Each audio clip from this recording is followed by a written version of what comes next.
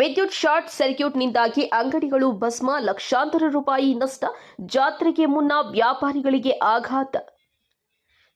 ಚಾಮರಾಜನಗರ ಜಿಲ್ಲೆಯ ಯಳಂದೂರು ತಾಲೂಕಿನ ಬಿಳಿಗಿರಿ ರಂಗಬೆಟ್ಟದಲ್ಲಿ ಶುಕ್ರವಾರ ತಡರಾತ್ರಿ ಸುಮಾರು 2 ಗಂಟೆ ಸಮಯದಲ್ಲಿ ಸಂಭವಿಸಿದ ವಿದ್ಯುತ್ ಶಾರ್ಟ್ ಸರ್ಕ್ಯೂಟ್ನಿಂದ ಬಸ್ ನಿಲ್ದಾಣದ ಸಮೀಪದಲ್ಲಿ ಇದ್ದ ಹಲವು ಅಂಗಡಿಗಳು ಬೆಂಕಿಗೆ ಆಹುತಿಯಾಗಿದೆ. ಕ್ಷಣಾರ್ಧದಲ್ಲೇ ಬೆಂಕಿ ವ್ಯಾಪಿಸಿ ಅಂಗಡಿಗಳು ಸಂಪೂರ್ಣವಾಗಿ ಸುಟ್ಟು ಭಸ್ಮವಾಗಿದ್ದು, ವ್ಯಾಪಾರಿಗಳಿಗೆ ಭಾರೀ ನಷ್ಟ ಉಂಟಾಗಿದೆ. ಮುಂದಿನ ವಾರ ಬಿಳಿಗಿರಿ ರಂಗನಾಥ ಸ್ವಾಮಿ ದೇವರ ಚಿಕ್ಕ ಜಾತ್ರೆ ನಡೆಯಲಿದ್ದು, ಅಂಗಡಿ ಮಾಲೀಕರು ಸಾಮಾನುಗಳನ್ನು ಮುಂಚಿತವಾಗಿ ತರಿಸಿ ಸಂಗ್ರಹಿಸಿ ಇಟ್ಟುಕೊಂಡಿದ್ದರು. ಆದರೆ ಅವಘಡದಿಂದ G Raghavendra Kumar, L Swamy, Puttaranga, R Nagendra, K Srinivas, B Raju ಸೇರಿದಂತೆ ಹಲವು ವ್ಯಾಪಾರಿಗಳಿಗೆ ಲಕ್ಷಾಂತರ ರೂಪಾಯಿ ಮೌಲ್ಯದ ವಸ್ತುಗಳು ಸುಟ್ಟು ಕರಕಲಾಗಿದೆ. ಆದರೆ ಅವಘಡದ ಪರಿಣಾಮವಾಗಿ ಆಹಾರ ಪದಾರ್ಥಗಳು, ಪೂಜೆ ಸಾಮಗ್ರಿಗಳು, ಪ್ಲಾಸ್ಟಿಕ್ ವಸ್ತುಗಳು ಸೇರಿದಂತೆ ಸುಮಾರು ಲಕ್ಷಾಂತರ ರೂಪಾಯಿ ಮೌಲ್ಯದ ವಸ್ತುಗಳು ಸುಟ್ಟು ಕರಕಲಾಗಿದೆ ಎಂದು ತಿಳಿದು ಬಂದಿದೆ. ಘಟನೆಯ ಮಾಹಿತಿ ತಿಳಿದ ಕೂಡಲೇ ಸ್ಥಳಕ್ಕೆ ಸ್ಥಳೀಯರು ಧಾವಿಸಿ ಬೆಂಕಿ ನಂದಿಸಲು ಪ್ರಯತ್ನಿಸಿದ್ರು.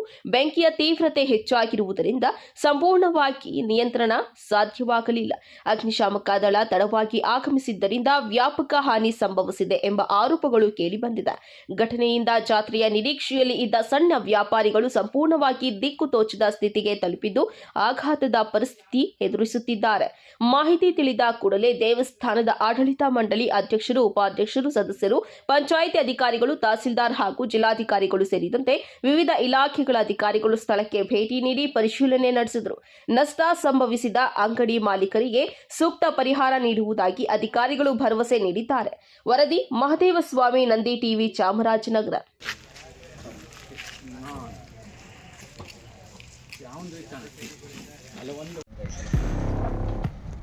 ಸಿಲಿಂಡರ್ಗಳಿಲ್ಲ ಅಂತಂದ್ರೆ ಏನಾದರೂ ಮಾಡ್ಬೋದು.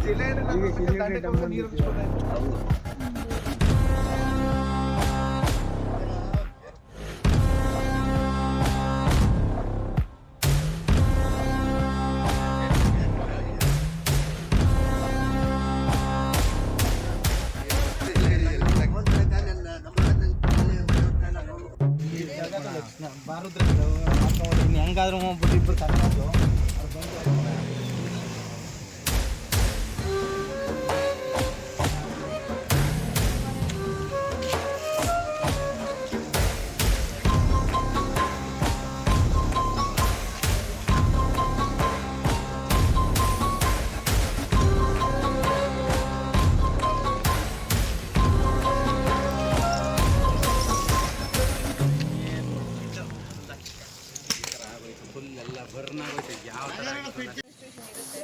MLA ಸರ್ ಗಮನಕ್ಕೂ ಇದೆ, ಸರ್ಗೂ ಹೋಗ್ತದಾಗೆ ಮಾತಾಡ್ಕೊಂಡು ಸರ್ ಏನು ಡೈರೆಕ್ಷನ್ ಕೊಡ್ತಾರೆ, DC ಅವರು ಇರ್ತಾರೆ, ಅವ್ರ ಗಮನಕ್ಕೂ ಸರ್ಕಾರದಾಗ ಮಾತಾಡ್ಕೊಂಡು ಹಾಗೆಲ್ಲ ಮಾಡ್ಕೊಂಡು